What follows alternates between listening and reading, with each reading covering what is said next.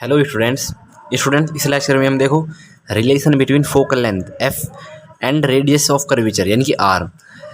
F and are में relation होता है गाइज, वो डिस्कस करेंगे। देखो वो क्या रिलेशन होता है, वो होता है हमारा जो फोकल लेंथ होती है वो इक्वल टू होती है R/2। ओके, ये कैसे आता है वो ही आज इस लेक्चर में प्रूफ करने वाले हैं। ठीक है जी, पहले हम कनकेव मिरर के लिए कर लेते हैं, उसके बाद कन्वेक्स के लिए। ठीक है जी, ओके जी। तो स्टूडेंट्स देखिएगा,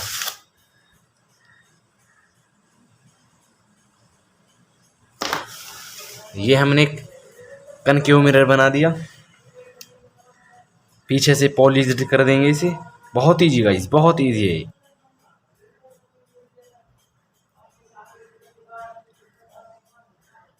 ओके, बस डायग्राम ही आपको बेस्ट बनाना होता है। स्पेशली ऑप्टिक्स की बात कर रहा हूँ मैं, ऑप्टिक्स में डायग्राम को अपना बेहतरीन बनाने की कोशिश करें। ये हमारी प्रिंसिपल एक्सिस है,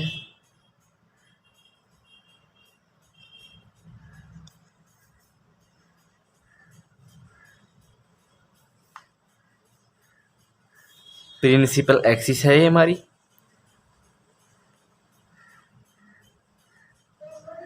एक्सिस, और ये हमारा पोल है।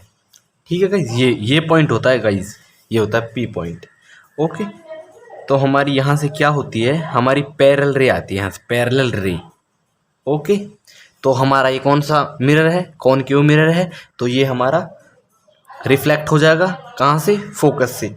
और देखो ये हमारा एक्स है, एक्स पॉइंट मान रहे हैं इसे, जहाँ पर हमारा ऑब्जेक्ट है। ठीक है, और ये हमारा यहाँ पर सेंटर ऑफ कर्वेचर। कर्वेचर का मतलब पता होता है ना, जैसे कि हमारा एक ये पूरा एक होलो स्फीयर है, तो इसका जो हमारा सेंटर है, अगर हम इसे काट दें यहाँ से, तो एक हमारा मिरर बन जाएगा कौन सा, कनकेव। अगर हमारा ये पॉलिश है तो कनकेव बन जाएगा, तो ये हमारा सेंटर ऑफ कर्वेचर होगा। कुछ भी नहीं है होता centre of curvature. Centre of curvature का मतलब होता है हमारा उस मिरर का सेंटर होता है जिस मिरर को उस पूरे होलो स्फीयर में से काटा होता है। ओके, जिसमें से जिस गोले में से वो मिरर को काटते हैं, उस गोले का सेंटर को ही हम क्या बोलते हैं, सेंटर ऑफ कर्वेचर बोलते हैं। कर्वेचर क्या है, कर्वेचर हमारा ये होता है। ओके, वह हमारा काटा हुआ भाग कर्वेचर होता है। ठीक है, तो हमारी ये क्या होता है, ये हमारा सी और पी के मिड पॉइंट को क्या बोलते हैं, हम फोकल लेंथ बोलते हैं। यहाँ से यहाँ तक ये फोकल लेंथ हो गई। ठीक है, तो हमारा यहाँ से रिफ्लेक्ट होकर ये कहाँ से निकलेगा बताओ जी, ये यहाँ से फोकल पॉइंट में से जाएगा। ओके, एफ में से। और अब इसके पास एक नॉर्मल डालते हैं, नॉर्मल डालते हैं, तो एक बात बताओ मुझे, आपने 10th क्लास में एक थ्योरम पढ़ी थी, विड्थ पर कहीं भी सेंटर से कोई परपेंडिकुलर डालो, या रेडियस होती है, सॉरी रेडियस होती है, वो क्या होती है, वो परपेंडिकुलर होती है कहीं भी। यहाँ पर भी परपेंडिकुलर होगी वो, यहाँ पर भी परपेंडिकुलर होगी। तो ये भी तो क्या है, ये भी तो इस कर्वेचर यानी कि इस मिरर का सेंटर है। तो सेंटर से हम रेडियस लगाएंगे तो क्या होगा बताओ गाइस, बताओ वे क्या होगा, वो परपेंडिकुलर होगा। यानी कि परपेंडिकुलर होगा तो नॉर्मल होगा। ठीक है, नॉर्मल डाल दिया, तो ये क्या होगा, ये हमारा एंगल ऑफ इंसिडेंट, और ये क्या हो गया बताओ जी, ये हमारा एंगल ऑफ रिफ्लेक्शन। सिंपल सी बात थी, समझ में आ गई आपको, बताओ।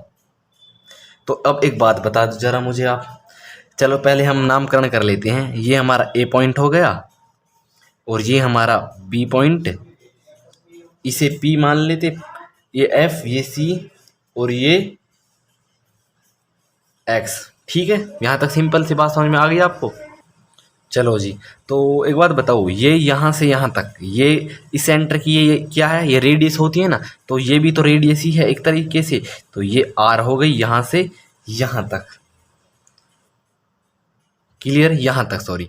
ओके, ठीक है जी।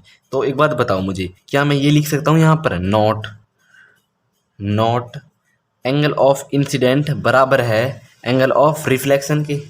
क्यों बराबर है, बिकॉज ये आई कौन सा है, देखो देखो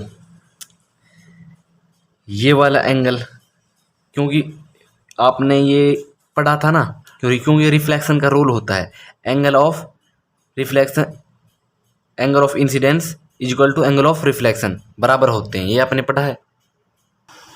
तो मुझे अब एक बात बताओ आप, ये यहाँ पर ये एंगल इसके बराबर है या नहीं है, बताओ।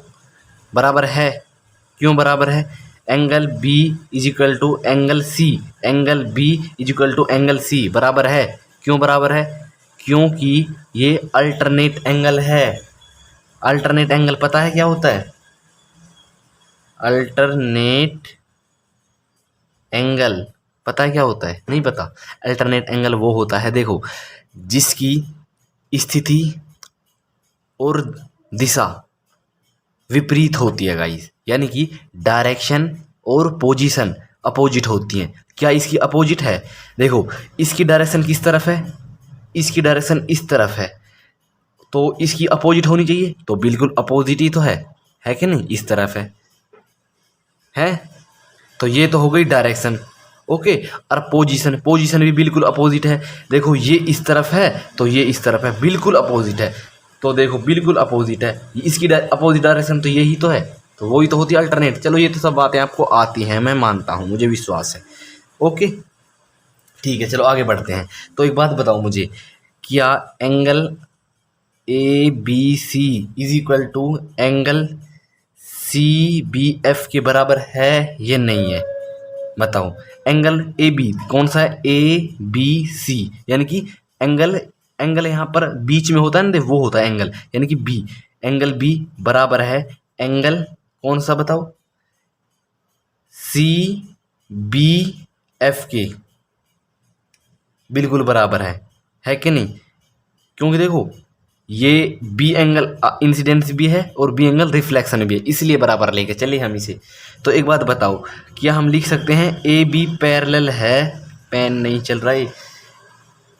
ए बी पैरेलल है पी सी के। ए बी पैरेलल है पी सी के, बिल्कुल दोनों ये पैरेलल ही तो हैं गाइस, पैरेलल है कि नहीं, है ना? ठीक है, तो देखो, ये भी बताओ मुझे, एंगल ए बी सी बराबर है एंगल बी सी एफ के, बिल्कुल बराबर है, क्योंकि यही तो बताया हमने, angle of alternate angle, because alternate angle. देखो, बी और सी ये भी बराबर है, तो इसे हम इक्वेशन 2 मान लेते हैं। ठीक है, तो आगे करते हैं। Comparing equation 1 and 2। देखो, ए बी सी तो ऑलरेडी इक्वल हैं, तो हम ये लिख सकते हैं यहाँ पर सी बी एफ बराबर है बी सी एफ के। एंगल सी बी एफ बराबर है एंगल बी सी एफ के। बताओ जी, तो इसे हम मान लेते हैं इक्वेशन 3। ठीक है, तो देखो, so that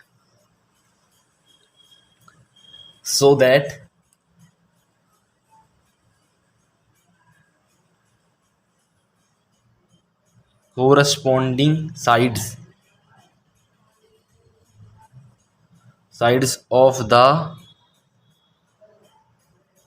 corresponding angles are equal। ये थ्योरम आप जानते हो कि कोरस्पॉन्डिंग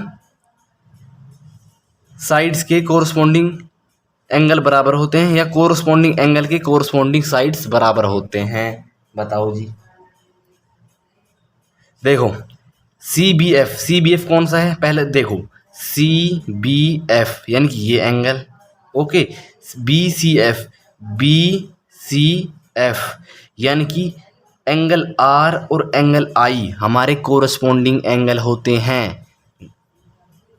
ओके, कोरस्पॉन्डिंग एंगल हैं, तो कोरस्पॉन्डिंग एंगल की जो भुजाएं होती हैं वो भी बराबर होती हैं। बताओ जी। तो इनकी भुजा हो गई, बताओ क्या हो गई? एफ सी और एफ बी, ये भुजा और ये भुजा बराबर हो गई। सॉरी, आपको दिखा नहीं, उसके लिए सॉरी। देखो एक बार फिर समझते हैं। So that corresponding sides of corresponding angles are equal. मतलब क्या? कोरस्पॉन्डिंग साइड्स के कोरस्पॉन्डिंग एंगल बराबर होते हैं, कोरस्पॉन्डिंग साइड्स के। देखिएगा यहाँ पर एंगल आर और एंगल आई कोरस्पॉन्डिंग एंगल हैं, तो इनकी साइड्स भी बराबर होंगी। सी एफ बराबर है बताओ एफ बी के, ठीक है। तो एफ सी बराबर है, मैं लिख सकता हूँ एफ सी बराबर है एफ बी के, तो इसे इक्वेशन 4 मान लेते हैं, ठीक है जी। बताओ ओके। तो एक बात बताओ मुझे, क्या एफ बी बराबर है एफ पी के? बताओ, ये बात मान सकते हो आप? एफ बी बराबर है एफ पी के? नहीं मानोगे। क्यों नहीं मानोगे? इसके बावजूद मानोगे आप। If aperture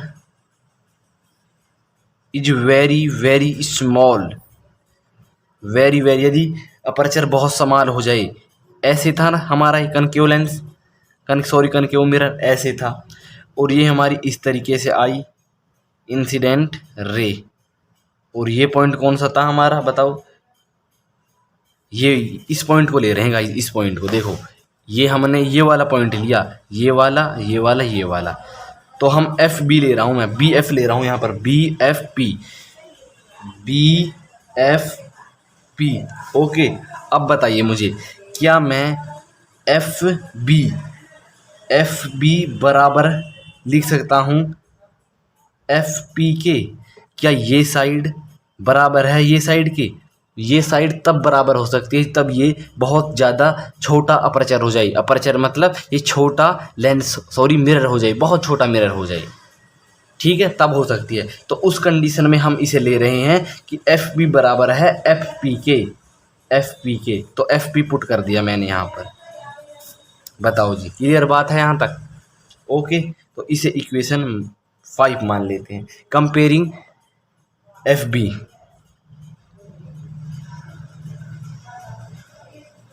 comparing F B from 4 and 5 से कंपेयर करना है एफ बी को।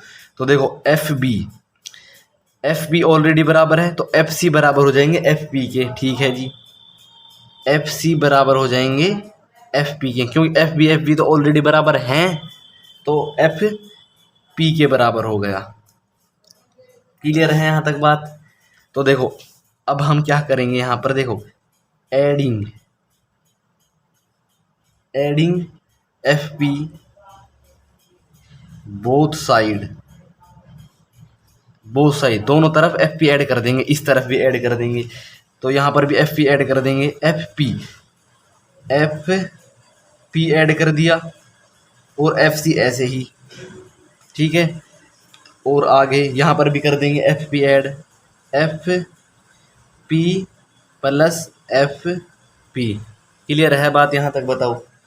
तो एक बात बताओ, F P plus F C क्या है? डायग्राम में देखो, F P plus F C, यानी कि ये कंप्लीट क्या है बताओ? F P plus F C, ये आर ही तो है, या हम ये लिख सकते हैं कि नहीं लिख सकते? F P plus F C बराबर आर है ना, ये आर के बराबर है, समझ गए बात को? ओके जी। लेकिन नेगेटिव आर, क्योंकि नेगेटिव एक्सिस तरफ आ रहे हैं। प्रीवियस लेक्चर में हमने पढ़ाया था साइन कन्वेंशन, उसमें नेगेटिव आएगा, आपको पता है, क्योंकि नेगेटिव एक्सिस की तरफ है, इसलिए नेगेटिव आ जाएगा, यहाँ पर नेगेटिव आ जाएगा ये। ओके, तो यहाँ पर लिखते हैं, यहाँ पर आ गया नेगेटिव आर, ठीक है। तो इसी तरीके से F P plus F P क्या है? फोकल लेंथ है हमारी, फोकल लेंथ है। ओके, तो डबल एफ पी, यानी कि यहाँ पर भी एफ प्लस यहाँ पर भी एफ, लेकिन नेगेटिव आएगा। क्यों आएगा नेगेटिव? क्योंकि देखो वो नेगेटिव एक्सिस तरफ है, तो मैं ये लिख सकता हूँ कि ये लिख सकता हूँ negative R is equal to minus 2f लिख सकता हूँ। ओके, तो देखो नेगेटिव से नेगेटिव कैंसिल आउट, तो यहाँ पर क्या होगा हमारा? यहाँ पर होगा, बताओ जी, ये r is equal to 2f। Okay, तो f आ जाएगा हमारा r/2,